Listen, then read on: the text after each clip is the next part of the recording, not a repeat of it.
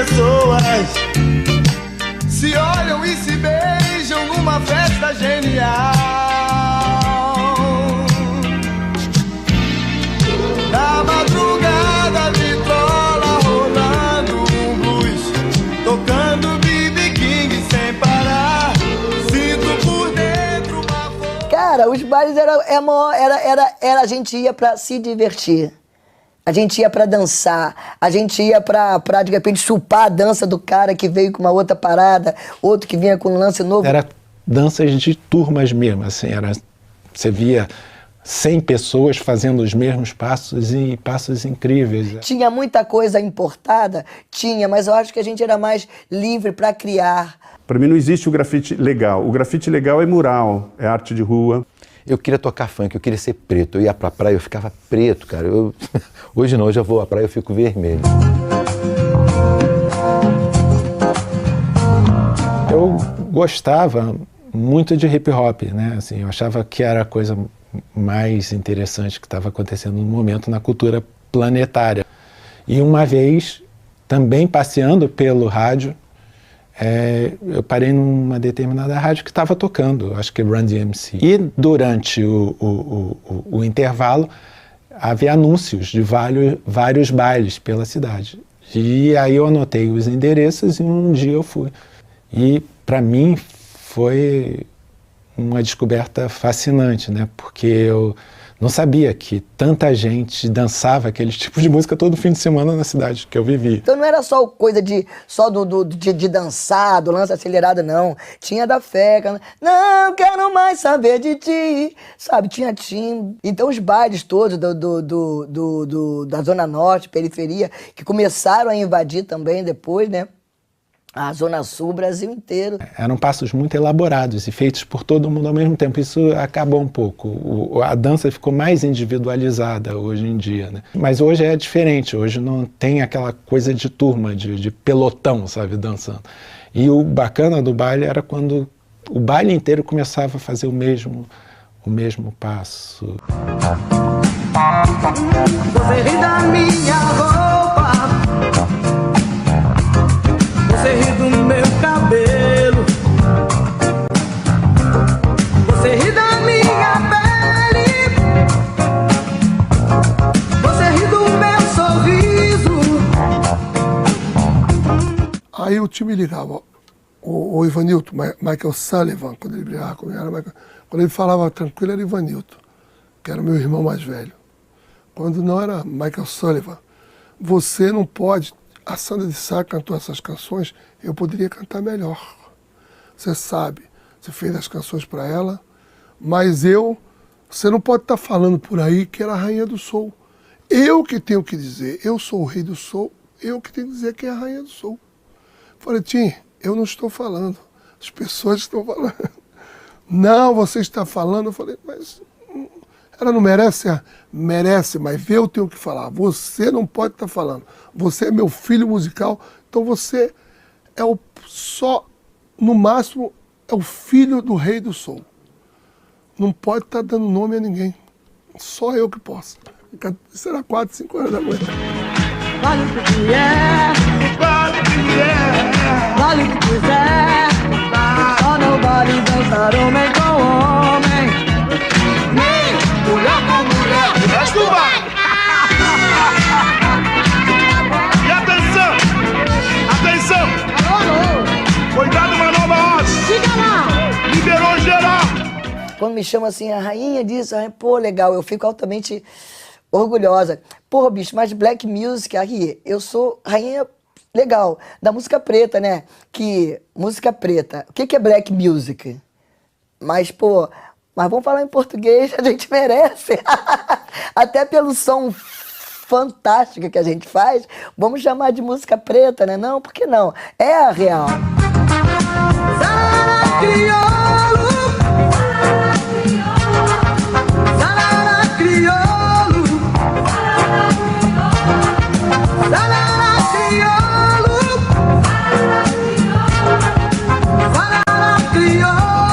Tomei contato com o rap e o hip hop logo no início dele, em 84 por volta.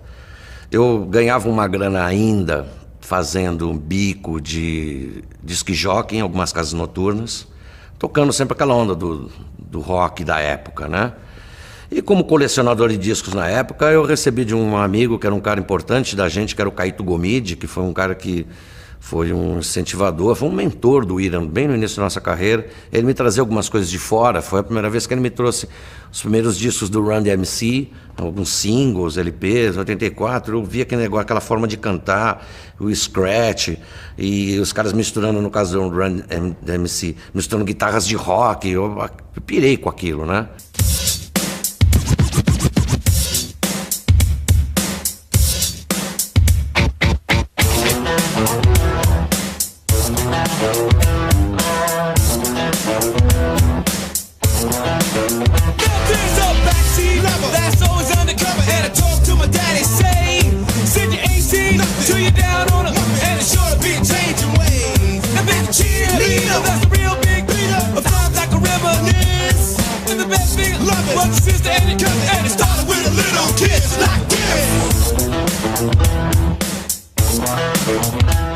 Comprei um break desse tamanho, assim, viagem do Ira com ele, só com fita cassete de Kurtis Blow, de Public Enemy, e os caras não acreditavam, né? Mas é porque eu estava muito mergulhado nisso. Aí começou a surgir uma confraria do rap em São Paulo. Quer dizer, não a da turma da periferia que dançava na São João, que tinham seus bailinhos, etc e tal. Não, mas músicos de outros gêneros que estavam descobrindo esse gênero, estavam chapados. A gente começou até a se encontrar e até compor algumas coisas em rap em estúdios de 4 canais. Na sequência, o Célio Eldorado nos chamou, comprou a ideia, vamos fazer uma coletânea. Chamou vários produtores, cada um que estava já engajado com algum grupo. E foi um disco que foi realmente muito bom, muito bem recebido. Eu lembro que na época vendeu acho que quase 30 mil cópias. Eu achava rock coisa de criança, de besteira. Eu queria tocar funk, eu queria ser preto. Eu ia pra praia, eu ficava preto, cara. Hoje não, hoje eu vou à praia, eu fico vermelho. Mas naquela época eu ficava bem escuro. Eu tenho uma irmã que é bem morena, outra irmã que é loura. Minha mãe é pernambucana, bem morena, e tem uma irmã que é loura. Então, essa mistura de raça sempre teve muito dentro de mim. Meu pai é português, casou com uma pernambucana, então eu sempre quis misturar as coisas. Então, o Júlio Barroso falou assim, Arnaldo, tem uns caras que, pô, eu acho que você vai adorar conhecer. Eu falei, quem é? Um pessoal que toca com o Cassiano.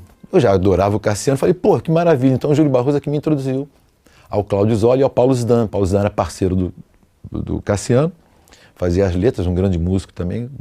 E então eu peguei ele, o Cláudio Zoli e o Roberto Rafael e montamos então uma banda. E batizamos o nome da banda com esse nome da canção do Vinícius, Brilho da Cidade. O Lobão convidou então a gente para abrir o show dele no Circo Voador. O Circo Voador já era no centro da cidade. O Brilho da Cidade já tinha tocado no circo, no Arpoador, mas já era na Lapa. No dia do show, veio uma pessoa falou, não, vocês estão fora do show. Eu falei, pô, como assim? Eu vim aqui para tocar, vocês estão falando que não, vocês estão fora. Mas por que vocês estão fora? Porque a Rádio Fluminense, que está patrocinando o show, falou que vocês não são rock and roll.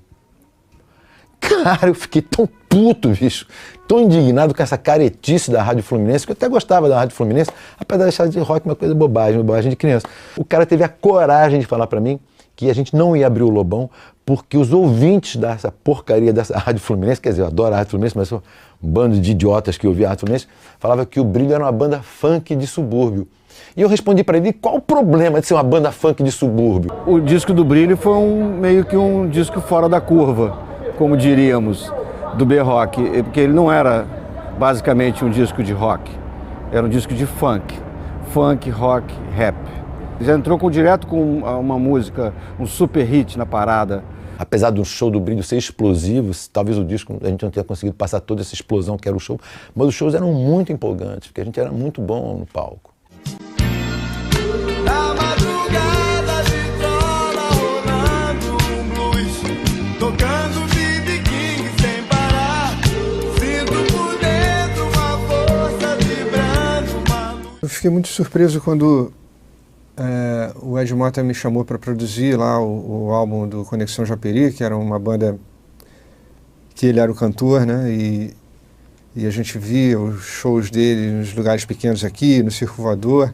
Eu fiquei surpreso, arrebatado quando ele me chamou para produzir. Eu falei, pô, logo eu, caramba. E aí eu achei que, perto do cara tão talentoso que o Ed era e sempre foi e sempre será, né?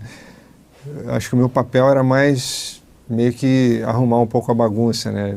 Então, se você pegar letras do Conexão Japeri e apenas ler, o que quer dizer isso? E mesmo parte da carreira do Ed, porque o negócio é a sonoridade, né?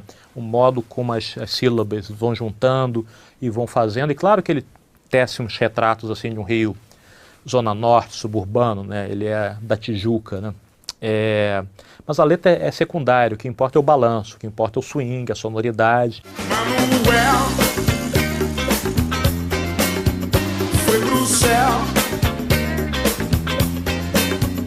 Manuel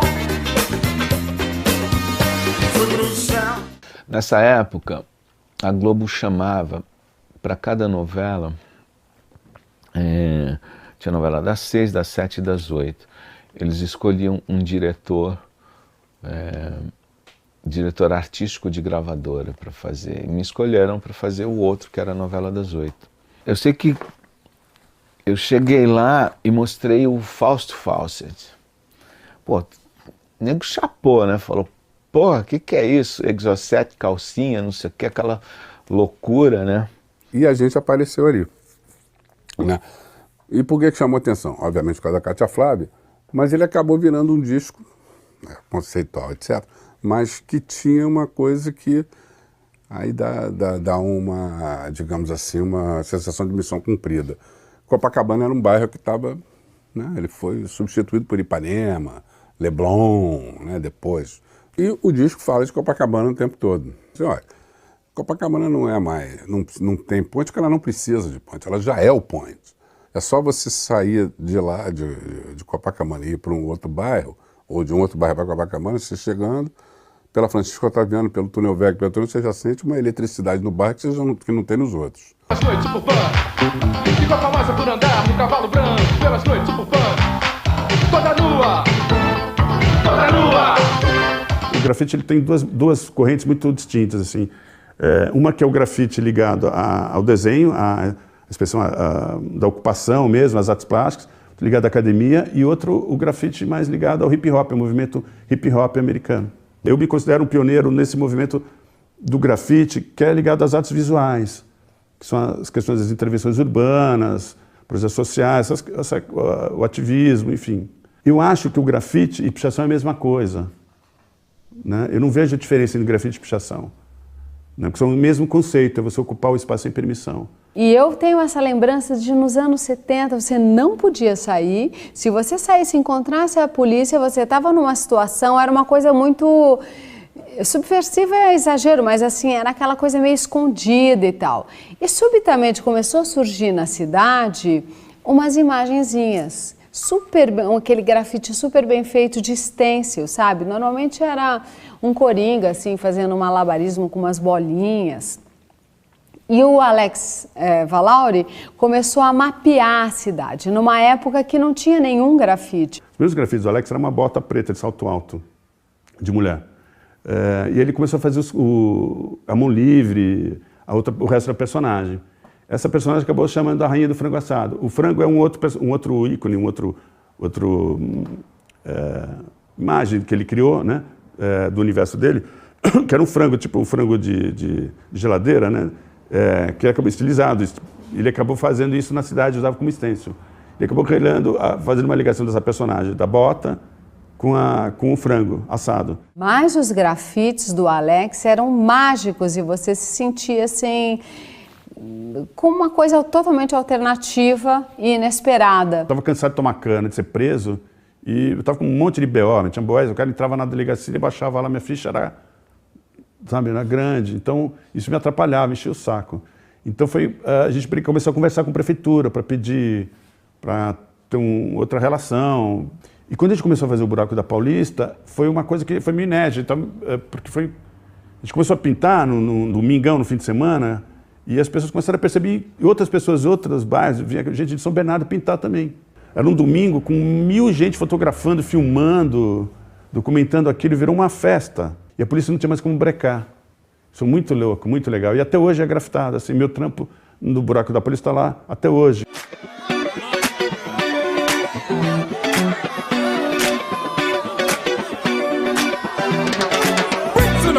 Brakes on the car, brakes to make you a superstar, brakes to win and brakes to lose, but easier brakes to rock your shoes. A Fundação Bienal, quando tinha dinheiro, entre uma Bienal e outra, fazia uma exposição intermediária que não tinha nada a ver com o Bienal.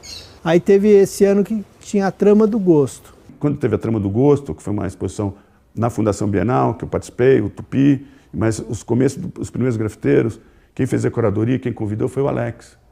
O Alex que era o cara que sacava já a galera, quem estava fazendo, quem não estava fazendo, e aglutinava isso. Aí um belo dia eu tive a ideia de pegar esse truque que tem com o aspirador de pó, que faz a bolinha de isopor ou ping-pong ficar flutuando, né? E aí eu tive essa ideia de fazer o corredor com 26 aspiradores de pó, com cada um era pegar uma ideia só e fazer uma seriação. Nessa época eu trabalhava com Alexandre da Costa e com Basbão. A gente tinha um grupo, eu fazia as minhas coisas, e a gente tinha um grupo de pintura a 6 mãos. A gente pintava juntos e fazia umas performances de pintura ao vivo, com música e tal. Nessa época eu trabalhei muito com essas máquinas que estão dentro de casa, né? Aspirador, geladeira, fogão, rádio, televisão. E vários desses trabalhos eles tinham uma coisa com som, com conversa, com ruído. Em São Paulo o Guto fazia isso, fazia umas performances incríveis, e o Guto era bem preciso assim, nos trabalhos. Ele tinha uma elegância na construção, um rigor assim, na ideia dele, que era bem legal.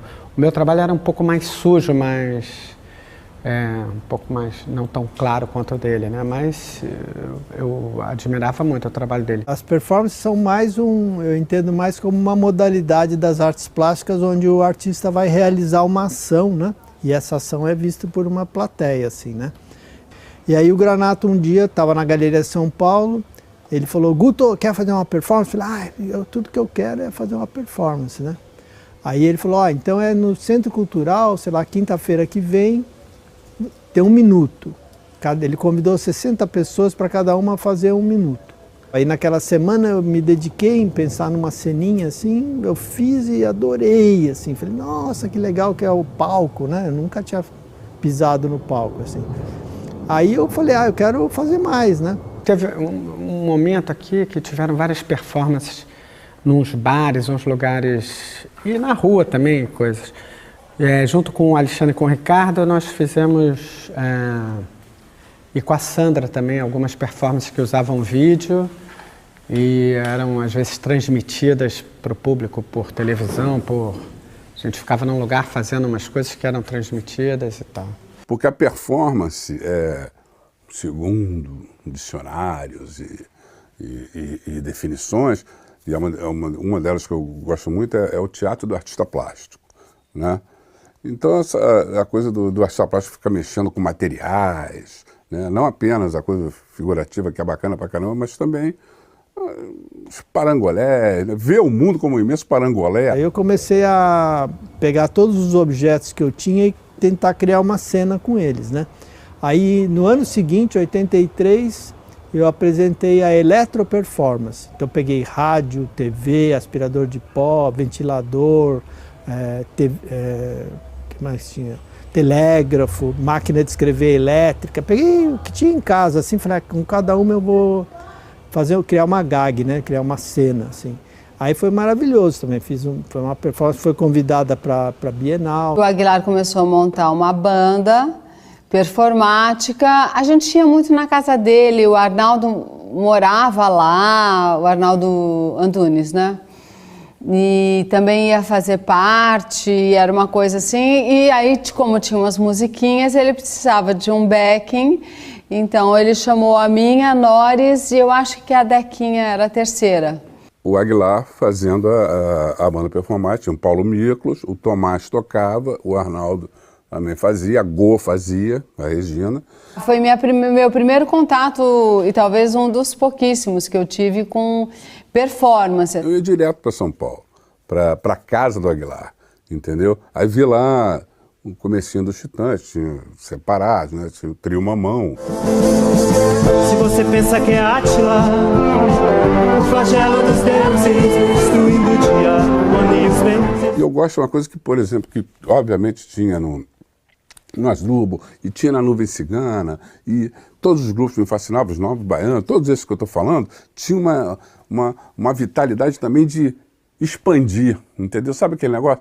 Faz teatro, mas na verdade parece que você está vendo televisão, parece que você está vendo o lançamento de uma nave espacial, parece que você, sabe, saraus alucinados, né? Dados por vários poetas e turmas de artistas plásticos e atores, etc., que também essa mistura que você tinha ali na passagem dos 70 para os 80 e durante os anos 80, então você vinha o bailarino que falava um negócio, o outro, e também vinha um jornalista, etc, etc, etc, tudo misturado. O Fausto, a primeira vez que eu me lembro do Fausto foi num debate na PUC, eu estava no balcão, né, balcão de vendas de informação ali, debatendo, não me lembro mais com quem eu estava, e num certo momento um cara lá começou a dizer uns absurdos, um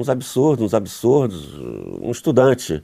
Aí eu falava, pô, esse cara só está dizendo absurdo, cara. E toda a turma, a plateia ali, meio dizendo, não, que isso, não sei o quê, tentando explicar o que ele estava falando, ou discordando, isso entre os universitários, né?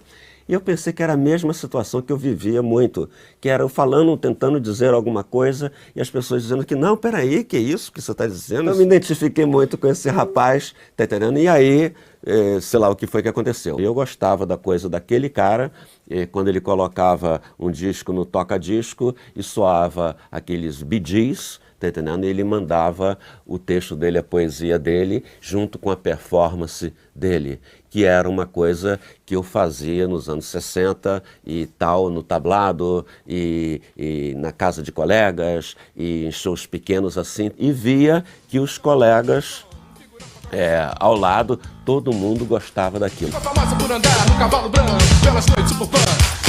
Ficou famosa por andar no cavalo branco pelas noites por fã. Toda nua, toda nua, toda nua, toda nua. Noraça Beuzebu, Noraça Lucifer, Noraça Satanás. Matou o figurão, foi pra Copacabana, roubou uma joaninha. Pelo rádio da polícia, ela manda seu recado. Pelo rádio da polícia, ela manda seu recado. Get out! Get out! Pelo rádio, pelo rádio, pelo rádio, pelo rádio. Rádio da polícia, ela manda seu recado. Alô, polícia! Eu tô usando um exocet, calcinha! Um exocet, calcinha! Alô, polícia! Eu tô usando um exocet, calcinha! Um exocet, calcinha! Meu nome é Cátia Flávia, Godiva do Irajá. Escondi aqui.